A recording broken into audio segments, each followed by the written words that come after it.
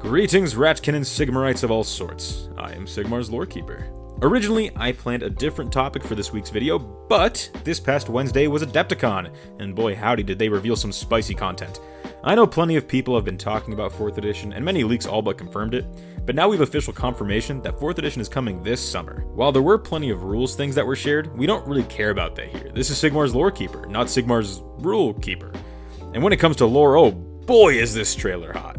Now, I'm not going to go through the trailer beat for beat, but I want to explain the lore implications of a few key scenes for those of you who are less familiar with the Age of Sigmar setting, and the two factions at play here, the Stormcast Eternals and the Skaven. Let's start at the beginning. First off, we actually get a full look at how mortals were chosen to be Stormcasts. Up until now, we've been told loosely what happens. Sigmar claims a mortal soul with a bolt of lightning right at the moment of their death, blah blah, we've heard this story before. But now we see it actually makes my golden boy look a little worse than we thought. Our girl boss protagonist was already in the clutches of Nagash, essentially belonging to him, until Sigmar just scoops her up in a bolt of lightning straight out of his hands, leaving him with his pants down. This actually contextualizes officially why Nagash is so salty with Sigmar. We've always known that he believes he has a right to these souls, but now we see that he literally had them in his hands, and they're just yanked out from under him. The next important sequence is really getting a good look at the desensitization of our protagonist, who I will be referring to as Grumpy, as she dies over and over in extremely painful ways. Big shout out to the swarm of bugs going down her throat. I didn't know that was a fear of mine until now. Now this is pretty significant, not only for the story of 4th edition, but it really generates some sympathy for the Stormcast Eternals. While yes, they are fairly simple by design since they're meant to be a starting point, they do have so much more to them. This is one of the things I love so much about the setting. Even your standard super soldiers have a bit of depth to them. Now, I won't go on a 10-minute tirade on Stormcast, that remains for the faction video very soon, but it is important to note that they are a representation of the dehumanizing aspect of war. You can clearly see this by the time she dies for the last time. Grumpy's eyes are cold, she barely even notices that she's been turned into a lightning shish kebab. She just gives the get that stabbed her the coldest blue steel look I've ever seen. Kinda hot. This is a veteran of many battles, and it's very fitting that she's a liberator, the first rank-and-file soldier for the Stormcast Eternals. So we know she's seen some real Vietnam type stuff. Let's move on before I go on too big of a tangent. One thing that has been teased for a while is the rats. In the past few Dawmbringers novels, they've been teased and hinted at a few times, and now we're seeing something crazy. The Great Horned Rat, the god of the Skaven and one of the 5 Chaos gods, has made a deal with Archaon, cementing him as an official god of Chaos, the god of Ruin. Now, I do have my own speculations on the Great Horned Rat and what he actually represents, but this is a fairly good general term to describe him. I mean, the radicalism is literally upon us now, so we better get used to him. We are both shown and told that Akshi is in for a very bad, no good day. The Skaven quote-unquote settlement of Blight City is quite literally emerging into Akshi, and city is a bit of a conservative word for it. The Skaven are the most populous faction in Age of Sigmar by a country mile. Even if you were to combine the forces of all other factions, the Skaven would still outnumber them 10,000 to 1.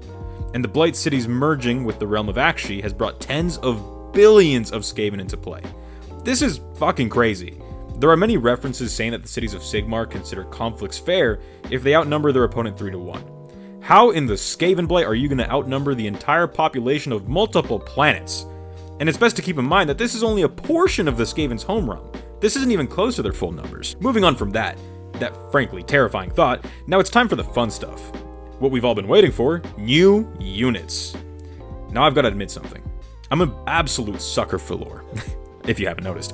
More of a sucker than Slaaneish's biggest degenerate. And I love when James Workshop gives a good, and I must emphasize, good, story explanation for new units. I thought the refreshed Stormcast with thinner armor being accredited to the cursed skies stopping older soldiers from reforging was clever and fun, but this reveal takes the cake. And I'm going to take my Sigmar fanboy hat off for a second here, and give credit where credit is due. The Skaven are also a perfect representation of that here. You might ask yourself, how could they possibly explain where all these new units were that we haven't seen in hundreds of years in combat in the mortal realms? Well, it's actually kind of simple. The Skaven have been coming through gnaw holes that they chew through reality to invade the mortal realms. But this is just a fraction of what exists in Skavendom. Now that they're actually merging their realm with another one, we can finally see the true horrors and weapons of mass destruction they really have. Here's hoping we'll get to see Ikit Claw use a tactical nuke on the table talk. That would be peak Skaven. The same goes for my Stormy boys. This is the Ruination Chamber, soldiers who have been reforged one too many times and now require special armor to hold their bodies together, although their mind has been gone for a while.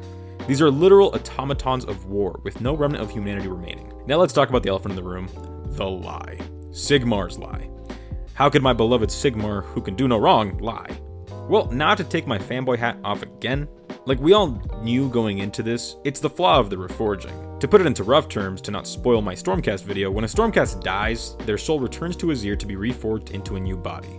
But every time a piece of their soul is taken, take a wild guess by who, and they become less and less themselves or even human. And you might think that this can't actually be the lie, we already knew that. But that's the thing, we knew that. The people of the Mortal Realms didn't, or at least not to the full extent. Many people know that the Stormcasts that have been reforged are not quite the same, their voice sounding hollow, and they are a bit more rough around the edges, less happy. But the majority of people in the world mostly chalk this up to battle shock or PTSD of a sort, since once they enter combat they kind of snap back into soldier mode. But we know the truth. The reforging is flawed. A piece of them leaves each time they die. Sigmar knows this, and to his credit tried to fix it for a very long time, but he couldn't do it in time, and he needed to send his legions out to free the world in the Age of Chaos. The issue arises when you realize he didn't tell anybody. I mean, obviously Grugny knows, as he helps create them, and there are very select few that are made privy to it, but only out of necessity, such as those tasked with helping to find a cure, like the absolute Giga-Chad Ionis Dripborn, one of the toughest guys in the whole universe, with a hell of a name. But other than these few, no one else is told the full extent of the flaw. And this shouldn't be an issue, right? I'm sure Sigmar will fix this before it becomes a big issue, right? Totally! Oh, except for the ones that have been reforged too many times become violent and empathy-less monsters. Now, I do truly wish I could talk more about Skaven, but we aren't given that much information on what they're up to, other than the rats want to strike back and take over the Great Parch. But we do know that there is huge ramifications. The Great Horned Rat is now officially recognized as a Chaos God. His power is skyrocketing. The rats are invading it in full force. This isn't just little butthole popping up with rats popping out of it. This is organized and deadly, which for Skaven is a huge step, although we are yet to see who it's more deadly for. Skaven have an arguably bad habit of sacrificing millions of clan rats for the dumbest reasons. I did say arguably, so don't attack me, Skaven fans, I know how feral you can all be, but this edition is going to fix the only issue I have with the lore, the impermanence of conflict. Now, I know that there is always a threat to your average citizen, but major realm-spamming threats don't really stick around for long, either being taken out by a Deus Ex Machina, cough cough, techless, ending the Necroquake for no reason, but the Skaven threat has more of an air of being a permanent threat to order. The realm shift is happening quite literally right outside of Hammerhall, one of the most important cities to the Stormcast and cities of Sigmar alike. This will not be a threat that can be ignored. Also, being ignored would probably just piss the Skaven off more than anything. While we don't know everything, rest assured whenever new info drops, I'll give my 2 cents. Probably not in a full-fledged video like this, unless it's a huge reveal, but maybe in a short or something like that. Maybe social media if that's something you guys are interested in. If you do like the video, make sure to drop a like and a comment about what you think about this trailer. I'd love to discuss different interpretations and theories about how the story is going to progress. Until then, this has been Sigmar's Lorekeeper. Thank you for watching, and I'll catch you in the next one.